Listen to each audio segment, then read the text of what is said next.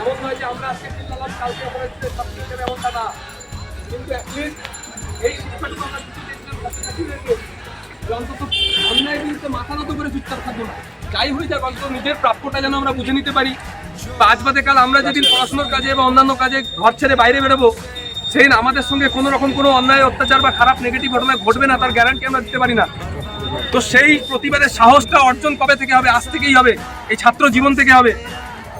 তো যেমনভাবে আমরা প্রত্যেকে এইভাবে করলাম, মাথায় রেখো এটা শুধুই আধা ঘন্টা 1 ঘন্টার বিষয় না, এটা সম্পূর্ণ নিজের মনের ভিতরে রাখতে হবে। যে কোনো জায়গায় যদি কোনো খারাপ কিছু দেখো, নেগেটিভ দেখো, মাথায় রেখো সোসাইটিতে খারাপ মানুষরা খারাপ কাজ করার জন্য যতটা না অন্যায় হয়, তার থেকেও বেশি অন্যায় হয় ভালো মানুষরা চুপচাপ থাকে বলে, মৌন থাকে বলে। তাহলে অ্যাটলিস্ট আমরা চুপচাপ থাকবো না, এটুকু হচ্ছে আমাদের দিক থেকে রিকোয়েস্ট।